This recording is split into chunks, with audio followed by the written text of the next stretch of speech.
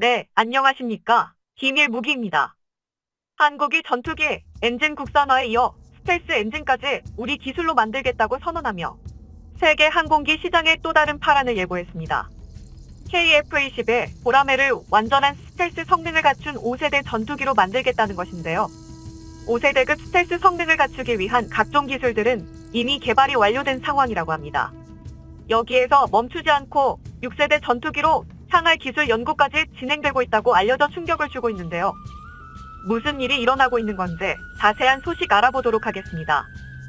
지난 8일 북한이 전투기 150여 대를 동원한 대규모 훈련을 실시했고, 이에 한국군은 스텔스 전투기 F-35A를 출격시켜 대응했었습니다.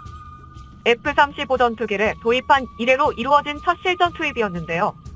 재래식 전투기 몇 대가 모이든 5세대급 스텔스 전투기를 상대할 수 없다는 자신감을 보여주었습니다.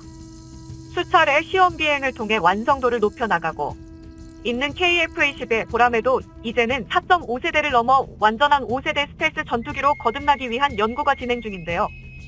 그렇다면 스텔스 전투기로 거듭난 KF-21의 기대만큼 무시무시한 성능을 보여줄 수 있을까요? 현대전에서 스텔스기가 제대로 된 실전을 치른 사례가 거의 존재하지 않지만, 모의전에서 직접 스텔스기를 상대해본 파일럿들은 하나같이 전장에서 스텔스 전투기가 얼마나 공포스러운 존재인지 치를 떨면서 증언했습니다. 은퇴한 미 해병대 소속 파일럿 된 플랫니 소령은 FA-18 슈퍼호넷을 타고 비행하던 도중 스텔스기를 처음 마주했을 때 느꼈던 참담한 무력감을 결코 잊지 못한다고 말했습니다. 나는 그를 겨냥할 방법이 없었고 나를 방어할 방법도 없었다. 플랫니 소령은 수년간 실전을 가정한 훈련을 받아왔었음에도 레이더에 포착되지 않는 스텔스 전투기가 근접해 있다는 것을 깨달은 순간 극심한 공포감에서 벗어날 수 없었다고 합니다. 스텔스 전투기가 역사상 가장 비싼 무기체계라고 비판받고 있지만, 스텔스 전투기의 진정한 강점은 예산 편성안에서 나타나지 않는다고 말했습니다. 대중이 깨닫지 못하는 것은 정보의 차이가 전장에서 얼마나 우세하게 작용하는지 모른다는 것입니다. 스텔스기의 공포는 스텔스기를 찾아야 한다는 생각에 사로잡히게 하는 것입니다. 모든 레이더와 통신망이 스텔스 전투기를 찾기 위해 동원되고 파일럿과 지휘부는 보이지 않는 적으로 인해 패닉 상태에 빠집니다. 스텔스 전투기 하나로 전선이 완전히 붕괴되어버릴 수도 있는 것이죠. 이처럼 스텔스기라는 새로운 무기체계는 전장에서 광범위하면서 파괴적인 위력을 발휘합니다. 그렇기 때문에 한국군은 F-35A 스텔스 전투기를 도입했을 뿐만 아니라 KF-21 보라매가 완전한 스텔스 전투기가 될 것을 요구하고 있는 것이죠. 한화에어로스페이스 항공 엔진 연구개발 센터장 강석철 상무는 한국의 스텔스 전투기 엔진 개발이 가능한가를 묻는 질문에 다음과 같이 답변했습니다. 스텔스기를 제작할 때 엔진 코어에 추가할 기능이 그렇게 많지 않습니다. 스텔스기의 엔진을 제작하기 위해선 엔진 자체보다는 전면에서 공기를 흡입하는 인테이크 덕트, 뒷면에서 배기가스를 배출하는 배기 덕트 부분에 스텔스 설계가 이루어져야 합니다. 인테이크 덕트의 경우 저피탐용 형상 설계와 특수 코팅을 통해 레이더 유효 반사 면적을 줄일 수 있습니다. 배기 덕트의 경우 엔진에서 내뿜어지는 배기가스의 온도가 문제가 되기 때문에 고온의 배기가스 온도를 낮추어 적외선 신호를 줄여야 합니다. 온도를 낮추기 위해 배기 덕트의 형상 설계 혹은 바이패스 믹서를 장착하게 됩니다. 현재 이러한 스텔스 형상 설계 연구가 완성 단계까지 진행되고 있습니다. 강석철 센터장은 스텔스 엔진 개발에 강한 자신감을 보였습니다. 대한민국의 국격과 안보를 위해서 항공 엔진 개발해야 합니다. 개발을 시작하면 반드시 짧은 시간 안에 빠르게 개발할 수 있습니다. 현재 스텔스 엔진을 제작하기 위해 기초 단계에서부터 기술 개발이 진행되고 있습니다. 문승욱 산업통상자원부 장관은 2022년 항공우주인 신년 인사회에서 관계부처와 제트기급 첨단 엔진 개발을 적극 검토하고 있다고 밝혔습니다. 우선 본격적인 제트기급 엔진 개발에 앞서 스텔스 무인기용 터보팬 엔진이 개발되고 있는데요.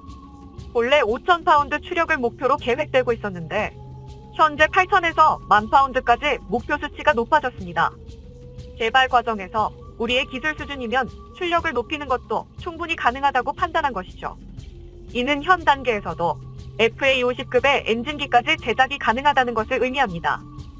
완성 단계에 다다른 무인기 터보 엔진을 기반으로 엔진 계열화를 통해 무인기, FA50, KF217까지 동일한 국산 엔진을 장착할 것으로 예상되고 있습니다. 출력을 높인 엔진을 FA50에 KF21에는 2대의 엔진을 장착하는 것이죠. 이러한 엔진 계열화를 통해 비용을 절감하고 개발 시간을 단축할 수 있을 것으로 기대받고 있습니다. 그리고 현재 터보 엔진을 뛰어넘는 한 단계 고차원의 엔진 개발이 계획되어 있기도 합니다. 일반적인 터보 엔진은 압축기를 통해 압축된 공기를 연소시켜 발생한 고압 고온의 가스 에너지로 터빈을 돌려 추력을 발생시킵니다. 반면 램제트 엔진은 압축기가 없이 고속 비행 시 발생하는 기압으로 공기를 압축하여 연소시킵니다. 마하 0.5 이하의 낮은 속도에서는 추력을 얻는데 별 도움이 되지 않지만 일단 비행체가 마하 2에서 4 정도에 도달하게 되면 효율이 극대화되고 대기권에서는 로켓보다 우수한 성능을 발휘할 수 있습니다. 때문에 대기권 안을 비행하는 미사일이나 고고도 전략정찰기 SR-71 블랙버드와 같은 특수한 비행체에 적용되어 왔는데요. 이를 전투기에 적용하기 위한 연구가 국내에서 진행되고 있다고 합니다. 현재 터보램제트용 초음속 터보 엔진을 개발하기 위한 요소 기술 연구가 한국항공우주연구원의 주도 아래 이루어지고 있는데요. 두 엔진의 장점만을 흡수하여 아음속부터 초음속 영역까지 최상의 열 효율을 발휘할 수 있을 것이라고 합니다. 완성된다면 5세대를 뛰어넘는 6세대 전투기로 도약할수 기술을 확보하게 되는 것이죠. 전투기의 스텔스 성능을 확보하기 위해서는 스텔스 엔진 설계와 함께 레이더 반사 면적을 줄이는 저피탐 설계가 핵심 과제입니다. 지금의 KF-21은 무장이 외부에 장착되어 있어 완전한 스텔스기라고 할 수 없습니다. 이를 보완하기 위해 KF-21의 내부 무장창 개발이 진행되고 있는데요. 하지만 내부 무장창 도입은 KF-21의 성능에 상당한 제한을 줄 수 있다는 문제점이 있습니다. 무장을 내부로 돌리게 되면 외부에 장착했을 때보다 무기 탑재량이 줄어들 수밖에 없고 연료 탑재량까지 줄어들어 작전 범위가 줄어들 수밖에 없다는 것이죠. 이러한 문제점에 고민을 거듭하고 있었는데 해결책이 상상도 못한 곳에서 나왔습니다. 현재 전투기의 동체에는 알루미늄 복합 소재가 사용되고 있습니다.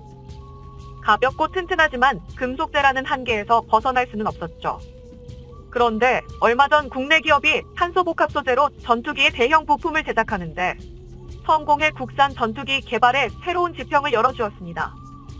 탄소 섬유 소재는 머리카락만큼 많으면서도 강철의 수배에 달하는 강성으로 높은 강도와 가벼운 무게를 요구하는 자동차, 항공기 등의 소재로 주목받고 있지만 제작에 높은 수준의 기술력을 요구하고 있습니다.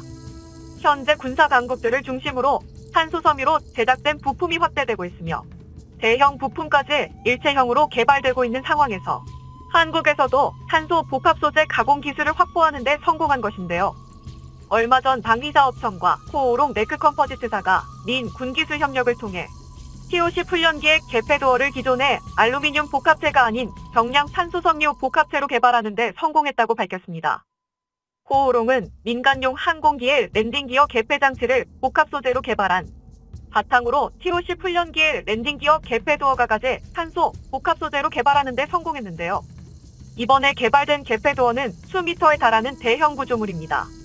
이전 알루미늄 소재로 제작되었을 때는 500개 이상의 부품이 필요했었지만 탄소 섬유 개폐도어는 단 90개의 부품으로 이루어져 항공기의 전체적인 무게를 크게 줄일 수 있었습니다. 뿐만 아니라 탄소 복합체를 통해 이 같은 대형 부품을 통으로 찍어내는 것이 가능한데요. 이를 통해 전투기의 대형 모듈을 하나의 부품처럼 만드는 데 성공한다면 전투기를 조립하는 데 금속 리벳을 사용할 필요가 없어집니다. 현재 전투기의 동체 조립 과정에서 쓰이는 특수 리벳은 개당 수십만 원이 넘으며 전량 미국에서 수입해오고 있습니다. 이 특수 리벳이 전투기 무게 중 15% 이상을 차지한다는 것을 고려한다면 더욱 효과적인 전투기 경량화가 가능해집니다. 그리고 줄어든 무게만큼 폭장량과 연료 탑재량을 늘려 작전 범위를 비약적으로 늘리는 게 가능해집니다. 복합 소재의 가공뿐만 아니라 원재료가 될 탄소 섬유의 공급 역시 매우 중요한 문제입니다. 현재 복합 소재 시장은 미국과 일본, 독일에서 독점하고 있는데요. 일본에서 한국에 대한 수출 규제를 시작한 이후 그리고 지난 12일 효성첨단 소재에서 초고강도 특수 탄소 섬유를 개발하는 데 성공했다고 밝혔습니다. 이번에 개발한 H3065 탄소 섬유는 강도가 철보다 14배 이상 높고 기존 소재보다 훨씬 가벼우면서도 높은 탄성을 가지고 있습니다. H3065와 동급의 T1000급 탄소 섬유는 최신 항공기의 동체 및 부품, 인공위성을 비롯한 우주 발사체 등 우주항공 및 방위산업의 다방면으로 사용되고 있어 그동안 수입에 의존해왔던 복합 소재 수요를 상당 부분 대체할 수 있을 것으로 기대받고 있습니다. KF-21 전투기의 시험 비행이 순조롭게 진행되고 있으며 완전한 스텔스 성능을 갖추기 위한 기술 연구도 완성 단계에 도달했습니다. 스텔스 성능을 갖춘 KF-21이 전력화되는 순간 한국의 공군 전력은 동아시아 최강이 된다고 해도 과언이 아닐 것입니다. 아시아의 하늘을 지배할 보라매가 완성되는 그날을 손꼽아 기다려봅니다. 시청해주셔서 감사합니다. 영상이 도움이 되셨다면 구독과 좋아요 부탁드리며 다음에 더 유익한 영상으로 찾아뵙도록 하겠습니다.